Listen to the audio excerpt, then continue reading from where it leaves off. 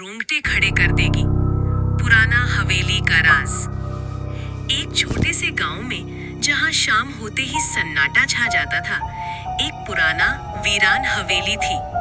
लोग कहते थे कि उस हवेली में एक बुरी आत्मा का वास है और जो भी रात को वहां रुकता था वो वापस नहीं आता था। गांव वाले दिन में भी उस तरफ देखने से डरते थे। एक दिन रवि नाम का एक जवान लड़का जो बहुत बहादुर और एडवेंचरस था, उसने गांव वालों की बातों को अनदेखा किया।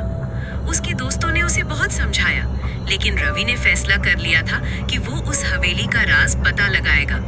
उसने सोचा कि ये सब बस अंधविश्वास है। एक तूफानी रात को जब बिजली कड़क रही थी और हवा तेज चल रही थी, रवि एक टॉर्च और थोड़ा सा सामान लेकर हवेली की तरफ चल पड़ा। जैसे ही वो हवेली के पास पहुंचा, उसे एक अजीब सी ठंडक महसूस हुई, जैसे उसके आसपास की हवा में ही कुछ अजब सा था। दरवाजा खुला हुआ था और अंदर से एक बड़ी पुरानी आवाज आ रही थी, जैसे कोई धीरे धीरे रोना रो रहा हो। रवि ने हिम्मत करके अंदर कदम रखा। अंदर घुप अंधेरा था और हवेली के अंदर की हवा में धूल और पुरानी लकड़ी की गंध मिली हुई थी।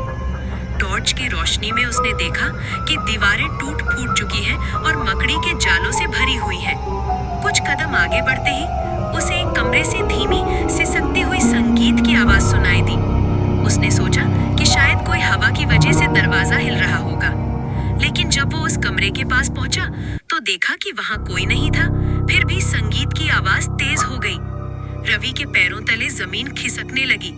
उसने हिम्मत करके अंदर देखा।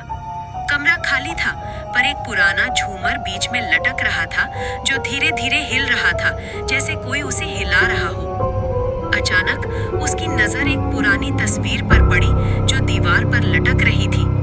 तस्वीर में एक खूबसूरत लड़की थी जिसके चेहरे पर दुख और गुस्सा दोनों थे। जैसे ही रवि ने तस्वीर को देखा, उस लड़की की आंखों से खून टपकने लगा और उसकी तस्वीर की स्माइल खूबसूरत से डरावनी हो गई। रवि की रूह कांप उठी। उससे पहले कि वो कुछ समझ पाता, हवेली के हर कोने से चीखने की आवाजें आने लगी। दीवारें हिलने लगी और आसपास का टेम्परेचर बहुत ज्यादा कम हो गया, इतना कि रवि को अपनी सांसें भी जमती हुई महसूस हुई। उसने अपनी आंखें बंद कर ली और जब खोली तो उस तस्वीर में वो लड़की बाहर आ चुकी थी और उसकी आंखें रवि को घूर रही थी। उसने एक हाथ रवि की तरफ बढ़ाया और रवि को लगा जैसे कोई उसकी रूह खींच रहा हो। रवि ने अपनी पूरी ताकत लगाकर वहां से भागना शुरू किया। वो अंधेरे में ठोकर खाते हुए गिरते पड़ते हवेली से बाहर की तरफ भागा। जब वो हवेली से बाहर निकला तो उसने पलट कर भी नहीं देखा। वो नॉन स्टॉप तब तक भागता रहा जब तक कि वो गांव वापस नहीं पहुंच गया। अगली सुबह जब गांव वालों ने रवि को देखा तो वो बिल्कुल सफेद पड़ चुका था। उसकी आंखों में खौफ था और वो कुछ भी बोलने की स्थिति में नहीं था।